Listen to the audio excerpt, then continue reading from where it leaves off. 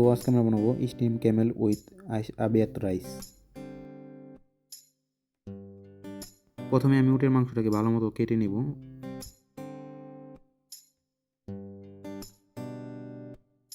উটটা কাটা হয়ে গেলে উটটাকে আমি এখন ভালো মতো ওয়াশ করে নিব। আচ্ছা, উটটা ভালো মতো ওয়াশ করা হয়ে গেলে আমি এখানে মশলাটা রেডি করে নিব। এখানে প্রথমে 3 চামচ পরিমাণ অ্যারাবিক মিক্স মশলা নিয়েছি, 1 চামচ হলুদের গুঁড়ো অ্যান্ড 1 চামচ লাল মরিচ পাউডার। একই সাথে এখানে হাফ চামচ পরিমাণ ব্ল্যাক পেপার পাউডার দিয়েছি অ্যান্ড হাফ চামচের থেকে একটু কম সিনামন পাউডার অ্যান্ড সামান্য পরিমাণ এলাচি পাউডার। এখানে আমি পরিমাণ মতো লবণ দিয়ে দিব। এনে এই মশলাটাকে আমি ভালো মতো মিক্স করে নিব। অন্যদিকে আমরা উটের যে মাংসটা ওয়াশ করে রেখেছিলাম তার উপরে আমি তেল ব্রাশ করে দিব অ্যান্ড তেলটা ব্রাশ করা হয়ে গেলে আমরা যে মশলাটা রেডি করছিলাম সেই মশলাটাতে আমি উটের মাংসটাকে ভালো মতো মেখে নিব। আচ্ছা, এই মাংসের চারু সাইড দিয়ে মশলাটা মেখে নিব।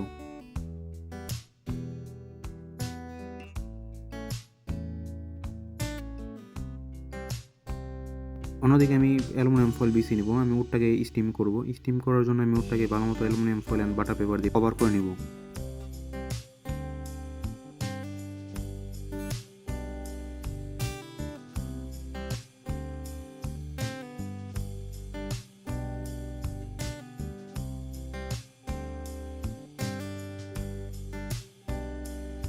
আচ্ছা, এই ক্যামেলটাকে আমি ওভেনে স্টিম করব। এই জন্য আমি ওভেনের নিচে একটি ট্রে দিব, ট্রের মধ্যে পানি দিব যাতে এটা ভালো মতো স্টিম হয়। ওভেনের নিচে পানিটা রাখা হয়ে গেলে আমি এখন ক্যামেলটাকে ওভেনে দিয়ে দিব স্টিম করার জন্য। আচ্ছা, এটাকে প্রায় 200 ডিগ্রিতে আমি এখন 8 ঘন্টার জন্য স্টিম করে নিব। এর নিচে যে পানিটা দেওয়া হয়েছে সেটা শেষ হয়ে গেলে আবার পানি দিতে হবে। আচ্ছা, অন্যদিকে আমরা চালটা রেডি করে নেব। চালটা বানানোর জন্য আমি প্রথমে একটা পাতিলের ভিতরে কিছু পরিমাণ তেল দিয়ে দিব। তেলটা যখনই গরম হয়ে যাবে আমি তখন এর মধ্যে কিছু পরিমাণ হোলি স্পাইসেস দিয়ে দিব। হোলি স্পাইসেসগুলো 1 মিনিট ভাজার পর আমি এর মধ্যে কিছু পরিমাণ চপ পেঁয়াজ অ্যাড করে দেব। পেঁয়াজটার কালার যখন চেঞ্জ হয়ে যাবে, হালকা বাদামি রঙের কালার চলে আসবে, আমি তখন এর মধ্যে কিছু পরিমাণ আদা রসুন পেস্ট অ্যাড করে দেব অ্যান্ড ভালো মতো ভেজে নেব। যখনই আদা রসুনের কাঁচা গন্ধটা চলে যাবে আমি তখন এর মধ্যে কিছু পরিমাণ চপ টমেটো অ্যাড করে দেব। এই টমেটোটা যতক্ষণ না পর্যন্ত সফট হয় আমি ততক্ষণ পর্যন্ত টমেটোটাকে ভেজে নেব। অন্যদিকে রাইসটার জন্য মশলাটা রেডি করে নেব। আমি এখানে প্রথমে 3-4 কিউব চিকেন কিউব দিয়ে দিব। একই সাথে 1 চামচ পরিমাণ জিরা পাউডার অ্যান্ড 1 চামচ পরিমাণ ধনিয়া পাউডার। অ্যান্ড টমেটোটা যখনই সফট হয়ে যাবে আমি তখন এর মধ্যে মশলাটা দিয়ে দেবো অ্যান্ড আমি এখানে কিছু পরিমাণ বাটার দিয়ে দিয়েছি।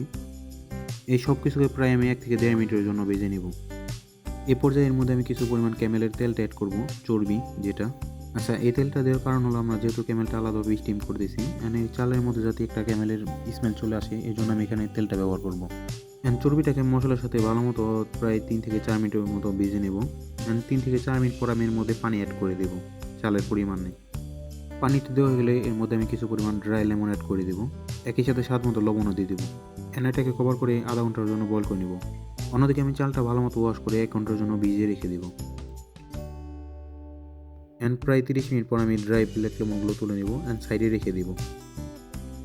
একই সাথে আমরা যে তেলটা ব্যবহার করেছিলাম ক্যামেলের সেই তেলটাকে আমি এখন ফেলে দেবো অ্যান্ড পানিটাকে আমি ভালো মতো স্ট্রেনার করে নেব। পানিটা স্ট্রেনার করা হয়ে গেলে আমরা পানিটাকে ভালো মতো বয়েল করে নেব অ্যান্ড যেই ড্রাই ব্ল্যাক লেমনগুলো তুলে রেখেছিলাম সেটাও অ্যাড করে দেবো। একই সাথে যেই চালটা আমরা ওয়াশ করে 1 ঘন্টার জন্য ভিজিয়ে রেখেছিলাম সেই চালটা আমি এখানে দিয়ে দেবো। এ পর্যায়ে চালটাকে আমি ভালো মতো পানির সাথে মিক্স করে নেব অ্যান্ড কভার করে এটাকে প্রায় আমি 90% মতো কুক করে নেব। অ্যান্ড চালটা যখনই 90% মতো কুক হয়ে যাবে আমি চালটার মধ্যে কিছু পরিমাণ চিলি অ্যাড করে দেবো। এই চালটাকে আমি ভালো মতো অ্যালুমিনিয়াম ফয়েল দিয়ে কভার করে নেব অ্যান্ড এটাকে আমি 20 মিনিটের জন্য দম করে নেব। 20 মিনিট পর আমার চালটা রেডি হয়ে গেছে। আমি চালটা এখন একটি ছানার ভিতরে ঢেলে নেব।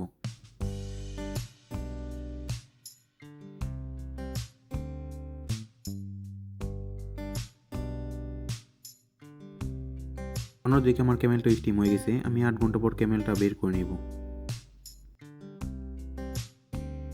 ক্যামেলের উপর থেকে আমি কভারটা খুলে নেব অ্যান্ড ক্যামেলটাকে আমি চালের উপরে বসিয়ে দেব।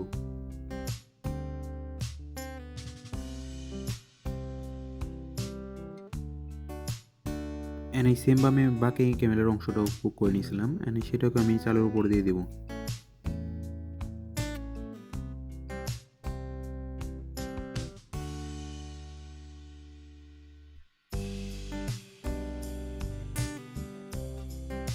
উপর দিয়ে আমি গার্নিশের জন্য চিলিগুলো দিয়ে দেবো।